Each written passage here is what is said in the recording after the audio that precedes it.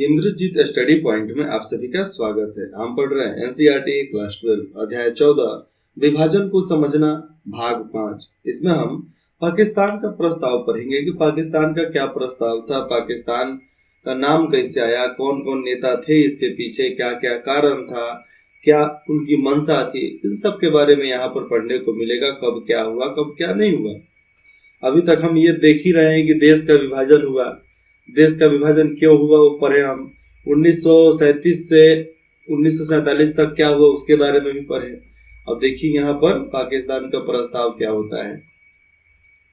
तो पाकिस्तान की स्थापना की मांग समझना यहाँ पर कि पाकिस्तान की स्थापना की मांग धीरे धीरे ठोस रूप ले रही थी और 23 मार्च 1940 को मुस्लिम लीग ने उपमहाद्वीप के मुस्लिम बहुल इलाकों के लिए कुछ स्वायत्तता की मांग का प्रस्ताव पेश किया कि भैया इस इलाके में ज्यादा मुसलमान हैं, हमें कुछ ज्यादा मांग यहाँ पर है तो आप उसको पूरा कर दो।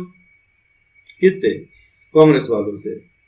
जो कांग्रेस के उस समय नेता थे, हिंदू संगठन के नेता थे, तो उनसे बोला गया कि भैया पार्लियामेंट बन रहा है, सांसद बन रहे हैं, कुछ भी बन रहा है, लेकिन जिस जगह पे ज्यादा मुसलमान हैं वहां पर कुछ आरक्षण दिए जाए। इस अस्पष्टता से प्रस्ताव में कहीं भी विभाजन या पाकिस्तान का जिक्र नहीं था। यहाँ पर अस्पष्ट तरीके से देखा जाएगा तो कहीं भी विभाजन और पाकिस्तान का जिक्र नहीं था। कब तक? 23 मार्च 1940 तक। बल्कि इस प्रस्ताव को लिखने वाले पंजाब के प्रधानमंत्री, उस समय हर राजा के अलग अलग प्रधानमंत्री हुआ करते थे, तो उस समय पंजाब के प्रधानमंत्री और यूनिस्ट पार्टी के नेता सिकंदर हयात खान ने 1 मार्च 1941 को पंजाब असेंबली को संबोधित करते हुए ऐलान किया था कि वह ऐसे पाकिस्तान की अवधारणा का विरोध करते हैं। मतलब जो अलग देश बनाने का विचार था उसका हम विरोध करते हैं, जिसमें यहाँ मुस्लिम राज और बाकी जगह हिंदू राज होगा। मतलब उस राज्य का इन्होंने विरोध किया। क्या नाम था? यहाँ पर नाम बताया जाता है सिकंदर हयात खान। तो बोलते हैं कि हम उस विचार का विरोध करते हैं जो मुस्लिम राज और बाकी जगहों को हिंदू राज बोले। अगर पाकिस्तान का मतलब यह है कि पंजाब में खालिस मुस्लिम कौन से होते हैं? जो उस समय के उधर के खालिस्तानी मुस्लिम हुआ करते थे, तो खालिस मुस्लिम राज कायम होने वाला है, तो मेरा उससे कोई वास्ता नहीं है। ये वो वहां पर अनाउंस कर देते हैं। उन्होंने संघीय इकाई के लिए उल्लेखनीय स्वतंत्रता के आधार पर एक ढीले ढाले संयुक्त महासंघ के समर्थन में अपने विचारों को फिर दोहराया। मतलब जो ढीले ढाले वहां पर महासंघ का समर्थन जो था, उसने अपने बातों को फिर से बताया कि जो ठीक है, लेकिन हम दो राज्य का, दो देशों का, देश का विभाजन का हम समर्थन नहीं करते हैं। यहाँ पर पाकिस्तान का पहले नाम देख लो कि पाकिस्तान का नाम का मतलब क्या होता है। पाकिस्तान अथवा पाक स्थान मतलब पवित्र जगह। पंजाब अफगानिस्तान, जिसको अफगान बोलते हैं, पंजाब, अफगान, कश्मीर, सिंध, बलूचिस्तान। नाम कैम्ब्रिज के एक पंजाबी मुस्लिम छात्र चौधरी रहमत अली ने 1933 और 1935 में लिखित 2 पर्चों में गढ़ा था इसको। तो पाकिस्तान, पंजाब का प, ठीक है, अफगानिस्तान का अ मतलब आकार, कश्मीर का क, पाक, ठीक है, पंजाब, अफगान और कश्मीर, पाक, स्थान में सिंध, बलूचिस्तान, तो सिंध और बलूचिस्तान को इन लोगों ने ले लिया। तब जाकर हुआ इनका पाकिस्तान। तो यहाँ पर अभी पाक स्थान ही है, पाकिस्तान का नाम नहीं है, पाक स्थान है। लेकिन 1930 के दशक में किसी ने रहमत अली की बात को गंभीरता से नहीं ली थी। यहाँ तक कि मुस्लिम लीग और अन्य मुस्लिम नेताओं ने भी उनके इस विचार को केवल एक छात्र का स्वप्न समझकर खारिज कर दिया था, बाकी कुछ उसको नहीं समझा जाता था। कुछ लोगों का मानना था कि पाकिस्तान के गठन की मांग उर्दू कवि मोहम्मद इकबाल से शुरू होती है। कुछ लोग ये भी बोलते हैं कि मोहम्मद इकबाल के वजह से ये सब शुरू हुआ था। सारे जहां से अच्छा हिंदोस्तां हमारा लिखा था। समझना यहाँ पर वो लाइन लिखे थे मोहम्मद इकबाल कि सारे जहां से अच्छा हिंदुस्तान नहीं, हिंदोस्तां हमारा। मतलब यहाँ पर दोनों धर्मों को मिलाकर बोला गया था। अब हिंदुस्तान को हिंदुस्तान कर दिया गया। सारे जहां से अच्छा हिंदुस्तान हमारा। 1930 में मुस्लिम लीग के अधिवेशन में जो वहां पर अध्यक्ष थे, तो अधिवेशन में अध्यक्ष भाषण देते हुए उन्होंने एक उत्तर पश्चिमी भारतीय मुस्लिम राज्य की जरूरत पर जोर दिया था। मगर उस भाषण में इकबाल एक नए देश के उदय पर नहीं बल्कि पश्चिमोत्तर भारत में मुस्लिम बहुल इलाकों को एकीकृत शिथिल भारतीय संघ के भीतर एक स्वायत्तता इकाई की स्थापना पर जोर दिया कि भैया हम इसी इलाके में, पश्चिम के इलाके में, भारत में मुस्लिम बहुल इलाकों को एकीकृत शिथिल भारतीय संघ के भीतर एक स्वतंत्र मतलब एक आजाद इकाइयों के रूप में उसको देखना चाहते थे। लेकिन बात यही थी, लेकिन हम भारत में ही रहेंगे, लेकिन भारत से आजाद रहेंगे, हमेशा भारत का समर्थन करेंगे, ये बोला करते थे लोग उस समय। 1930 की बात आ जाती है। लेकिन एक तरीके से ये सही भी था। लेकिन जो कंडीशन आज है दोनों देश का, ये कंडीशन नहीं हो पाता अगर दोनों देश साथ होते तो। मुस्लिम लीग का प्रस्ताव 1940।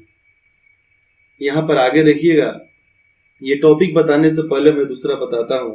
मुस्लिम लीग ने 1940 वाले प्रस्ताव की मांग की कि भौगोलिक दृष्टि से सटी हुई इकाइयों को, जो भौगोलिक दृष्टि से है, तो उस इकाइयों को क्षेत्रों के रूप में चिन्हित किया जाए, जिन्हें बनाने में जरूरत के हिसाब से इकाइयों का फिर से ऐसा समायोजन किया जाए कि हिंदुस्तान के उत्तर पश्चिम और पूर्वी क्षेत्र जैसे जिन हिस्सों में मुसलमानों की संख्या ज्यादा है, उन्हें इकट्ठा करके स्वतंत्र राज्य बना दिए जाए, जिनमें शामिल इकाई स्वाधीन और स्वतंत्र होगी। मतलब ये चाहते थे कि जिसमें मुस्लिम इलाके ज्यादा हैं, जहां पर मुस्लिम जनसंख्या ज्यादा है, उनको स्वतंत्र राज्य बना देना चाहिए। वो स्वतंत्र देश की मांग नहीं कर रहे थे, स्वतंत्र राज्य की मांग कर रहे थे। तो हम उनको स्वतंत्र राज्य बना सकते थे।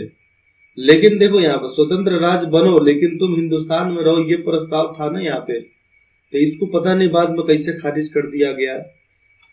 लेकिन ऐसा होता ना आज तक कमाल का होता। अब चलते हैं 3.4 पे, विभाजन का अचानक हो जाना। अभी हमने विभाजन देखा होगा, लेकिन अब अचानक हो गया, गजब बात होता है। तो पीछे हम देख चुके हैं, कहा इसके ऊपर वाले पेज में हम देख चुके हैं कि पाकिस्तान के बारे में अपनी मांग पर लीग की राय पूरी तरह स्पष्ट नहीं थी उस समय। उपमहाद्वीप के मुस्लिम बहुल इलाकों के लिए सीमित स्वायत्तता की मांग से विभाजन होने के बीच बहुत ही कम समय, केवल 7 साल रहा था। किसी को मालूम नहीं था कि पाकिस्तान के गठन का क्या मतलब होगा, पाकिस्तान बनेगा तो क्या बनेगा, कैसा होगा, उससे भविष्य में लोगों की जिंदगी किस प्रकार तय होगी। 1947 में अपने मूल इलाके छोड़कर नई जगह जाने वालों में से बहुतों को यही लगता था कि जैसे ही शांति बहाल होगी वे लौट आएंगे। ये बातें यहाँ पर सब किसी को लगता था, लेकिन उन लोगों को क्या मालूम कि जो गलती कर रहे हैं वो गलती का भरपाया बार बार करना पड़ेगा, हमारे आने वाले पीढ़ी को भी करना पड़ेगा। लेकिन मैं मानता हूं कि जैसे जहां पर जो लोग थे अगर वहां पर रह जाते ना, तो आज आने वाले समय में अपना दोनों देश एक हो सकता था। अगर दोनों देश में जो 2 देश पाकिस्तान और हिंदुस्तान और बांग्लादेश, अब 3 हो गया ना, तो हम लोग अलग अलग नाम से जानते हैं, पाकिस्तान, बलूचिस्तान। अब हम भारत का लेते हैं, भारत, इंडिया, हिंदुस्तान, आर्यावर्त, रेवाखंडे, अनेकों प्रकार के इसके भी नाम है। बांग्लादेश, हमार सबसे अच्छा बांग्लादेश, ऐसे बहुत सारे गाने भी निकले हैं। लेकिन मैं मानता हूं सब लोग अगर जहां पर थे, जहां पर उनका घर था, जहां पर उनकी समाज थी, अगर वहां पर रहते ना, तो आने वाले भविष्य में तीनों देश का एक हो जाना तय था। लेकिन इधर से उधर लोग चल गए ना, यही कारण था कि नहीं हुआ। शुरुआत में देखा जाए तो मुस्लिम नेताओं ने भी एक संप्रभु राज्य के रूप में पाकिस्तान की मांग खास संजीदगी से नहीं उठाई थी। मतलब शुरुआती दौर में मुसलमानी नेताओं ने भी पाकिस्तान का मांग नहीं उठाया था। शुरुआत में शायद खुद जिन्ना भी पाकिस्तान की सोच को सौदेबाजी में एक पैंतरे के तौर पर ही इस्तेमाल करते थे।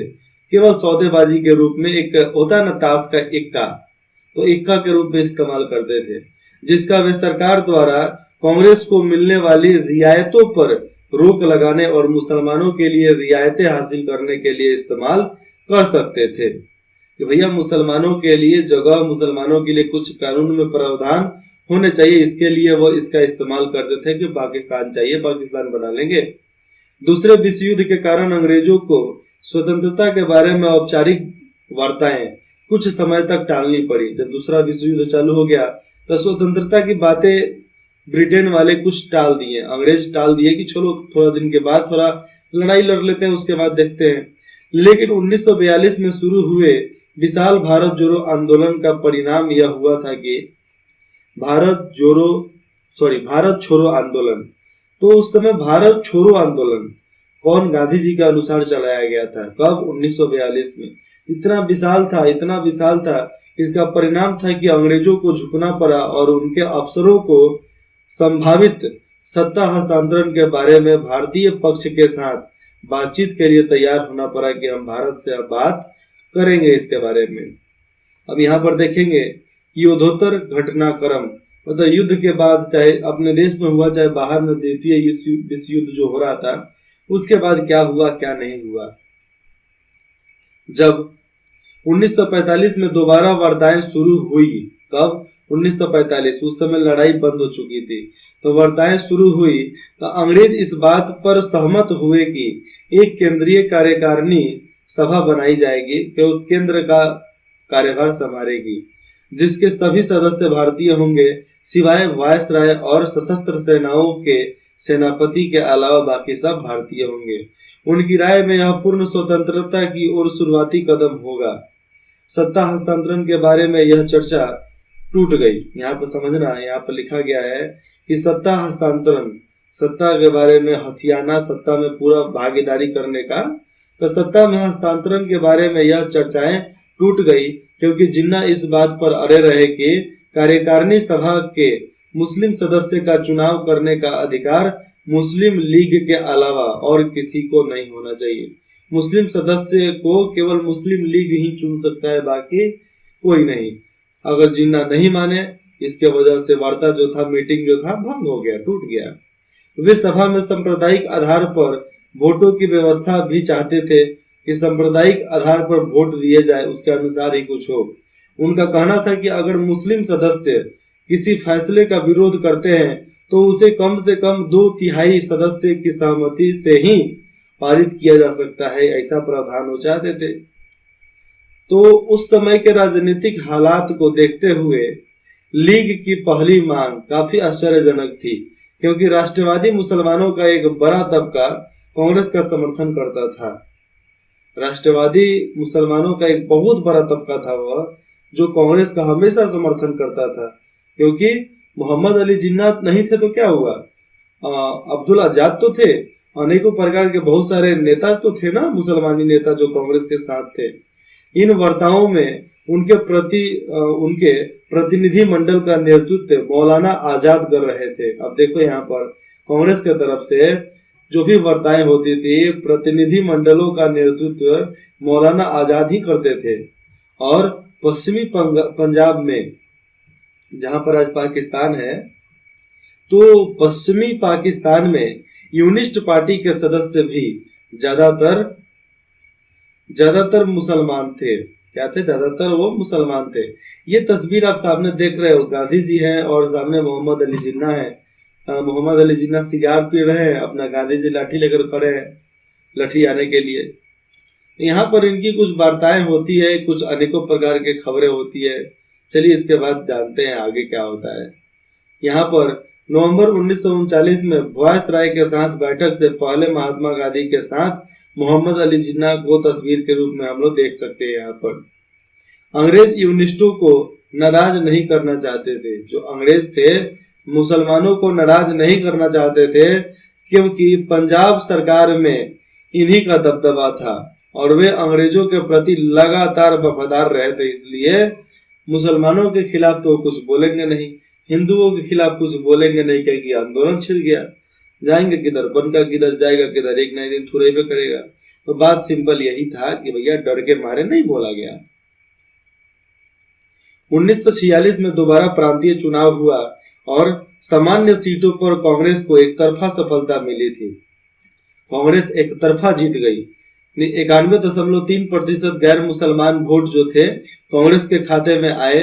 अब मुसलमानों के लिए आरक्षित सीटों पर मुस्लिम लीग को भी ऐसी ही बेजोर सफलता मिली थी। अब जिस तरह कांग्रेस जीती थी उस तरह मुसलमान भी अपने इलाके में जीते थे, बहुत बढ़िया वोट से वो जीत गए। मध्य प्रांत में उनसे सभी 30 आरक्षित सीटें जीती। समझना यहाँ पर मध्य प्रांत मतलब मध्य प्रदेश में उसने सभी 30 आरक्षित सीटें जीती और मुस्लिम वोटों में से 86.6% उसके उम्मीदवारों को मिला था, लीग के उम्मीदवारों के। तो लीग में जितने उम्मीदवार थे वो भी अब आ गए सामने। सभी प्रांतों की कुल 509 आरक्षित सीटों में से 542 मुस्लिम लीग के पास आई थी। आरक्षित सीट 509 था, तो 509 में से 442 मुस्लिम लीग ने जीता था और 1946 में जाकर ही मुस्लिम लीग खुद को मुस्लिम मतदाताओं के बीच सबसे प्रभुत्वशाली पार्टी के रूप में स्थापित कर पाई थी। अब जाकर यहाँ पर वह भारत के मुसलमान थोड़ी थे, दूसरे देश के मुसलमान थे, भारत में जन्मे वाले मुसलमान थे।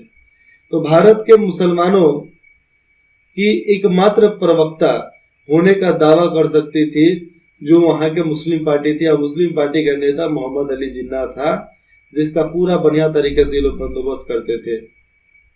यहाँ पर आगे देखिएगा। लेकिन आपको याद होगा कि इन चुनावों में मताधिकार बेहद सीमित था। जो भी वोट देने का रेशियो था एकदम सीमित था। कुछ अमीर लोग, कुछ अमीर घराने के बड़े लोग ही वोट दे सकते हैं, दूसरा लोग वोट नहीं दे सकता। आबादी के केवल 10 से 12% तबके को ही प्रांतीय चुनाव में वोट डालने का आरक्षण दिया गया था कि भैया आप वोट डाल सकते हैं। केंद्रीय असेंबली के चुनाव में, जो केंद्रीय असेंबली हो रहा था, तो उसके चुनाव में तो केवल 1% लोगों को ही मताधिकार मिला था कि भैया 1% लोग ही आगे जाकर कुछ कर सकते हैं, नहीं तो कुछ नहीं कर सकते हैं। ऐसी बातों को, ऐसे प्रावधानों को सामने लाया गया था। तो ये बातें मनगढ़ंत नहीं है, ये बातें सही भी है एक तरीके से। और विभाजन का एक विकल्प यहाँ पर समझना कि विभाजन का विकल्प क्या क्या हो सकता था। तो मार्च 1946 में ब्रिटिश मंत्रिमंडल ने लीग की मांग का अध्ययन करने और स्वतंत्र भारत की एक और औपचारिक राजनीति रूपरेखा समझने के लिए 3 सदस्यीय प्रतिनिधि मंडल दिल्ली भेजे गए, जिसको मंडल प्रतिनिधि के नाम से भी जानते हैं। तो 3 लोगों को ब्रिटेन से भारत भेजा गया कि जाओ भैया तुम देखो कैसे कैसे क्या हो सकता है, तुम देख कर आना, उसके बाद हमें बताना। इस कैबिनेट मिशन ने, जो कैबिनेट मिशन चल रहा था, तो इस कैबिनेट मिशन ने 3 महीने तक भारत का दौरा किया था। कितना? 3 महीने तक भारत का दौरा किया और एक ढीले ढाले शास्त्रीय महासंघ का सुझाव दिया यहाँ पर कि भैया ऐसे हो सकता है। इसमें भारत एकीकृत ही रहने वाला था, जिसकी केंद्रीय सरकार काफी कमजोर होती। मतलब ऐसा ही लोग व्यवस्था करते थे, केंद्रीय सरकार बहुत कमजोर होगी लेकिन भारत एक होना था। उसके पास केवल विदेश, रक्षा और संचार का जिम्मा होगा, जो केंद्र के प्रधानमंत्री होंगे। केवल विदेश नीति, रक्षा नीति और संचार नीति कर सकते हैं। संविधान सभा का चुनाव करते हुए मौजूदा प्रांतीय सभाओं को 3 हिस्सों में समूहबद्ध किया गया।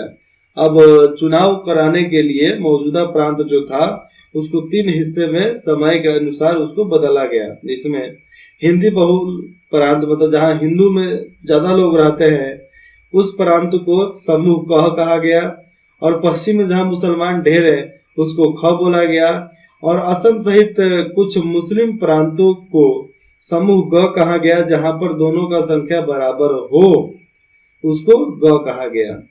प्रांतों के इन खंडों या समूहों को, प्रांत के इन खंडों और समूह, खंड में क्या आ जाएगा, खंड में कोई यहाँ पर बीच में कुछ भी हो जाए तो वहां पे अब समझना कि स्तरीय कार्यकारी तो भैया थी ही, हर चीज तो था ही, और शुरुआती पार्टी एक तरीके से नया अलग थलग कुछ ना कुछ तो लाती ही है।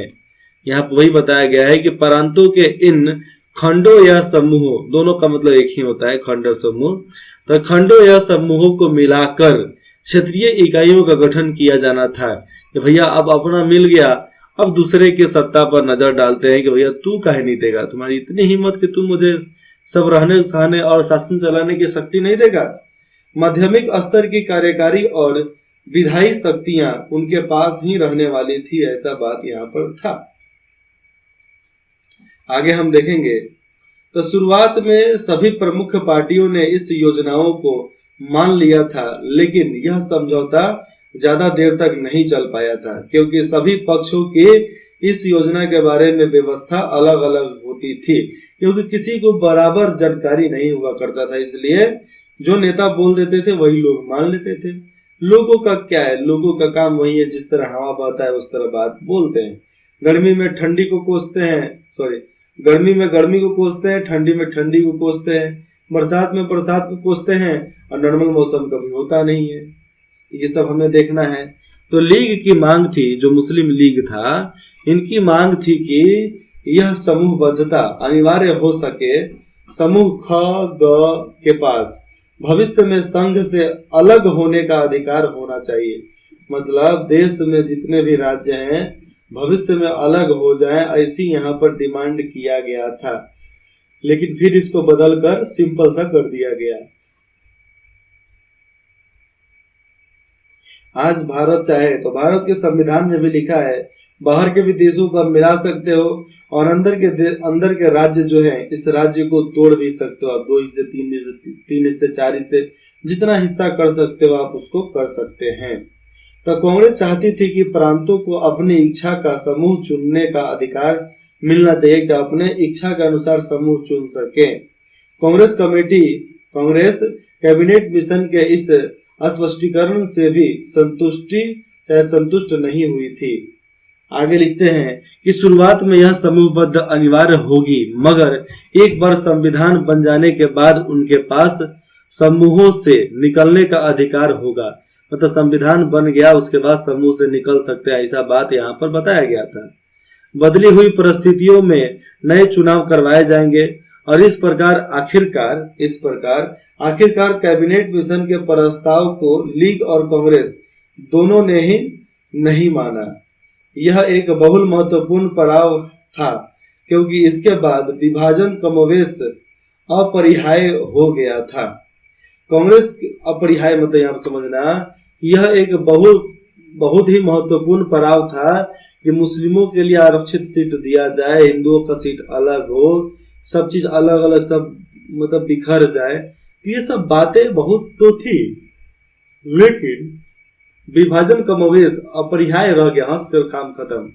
तो कांग्रेस के ज्यादातर नेता इससे त्रस्त मगर अवश्यम भावी परिणाम मान चुके थे। कांग्रेस के बहुत सारे नेता त्रास्त तो थे, परेशानियां तो थी, लेकिन फिर भी गांधी जी और देश की मांग जैसी थी वैसा ही यहाँ पर देखा जाता था। तो कांग्रेस के ज्यादातर नेता इसे शास्त्र मगर अवश्य भावी परिणाम मान चुके थे। केवल महात्मा गांधी और उत्तर पश्चिम सीमा प्रांत NWPF के नेता खान अब्दुल गफ्फार खान ही अंत तक विभाजन का विरोध करते रहे, और विरोध करते विरोध हो ही गया और देश अपना 2 हिस्सों में बट ही गया। तो ये कोई सुनी सुनाई बातें नहीं है कि देश 2 हिस्सों में बट गया। आप सब जानते हो कि भारत से टूटा तो बांग्लादेश बना, पाकिस्तान बना, ये 2 बना ना। आज पाकिस्तान, बांग्लादेश, ईरान, अफगान सब एक रहता, भारत के हिस्से में रहता, तो आज भारत की बराबरी करने के लिए दुनिया में किसी भी देश की हिम्मत नहीं करती कि भारत की बराबरी वो लोग कर सके। लेकिन इसके लिए हम त्याग नहीं दिए, बलिदान नहीं दिए, कुछ सहे नहीं, सह कर नहीं रहे। तो भैया जो इसी करनी वैसी भरनी, जो करोगे वो बोओगे, जो काटोगे वही भरोगे। ये बात सही है, इस बात को गलत ठहराया नहीं जा सकता है। आपको कुछ भी डाउट हो, कुछ भी बात हो जो आप बताना चाहते हैं, तो आप बेझिझक हमें कमेंट करके बता सकते हैं।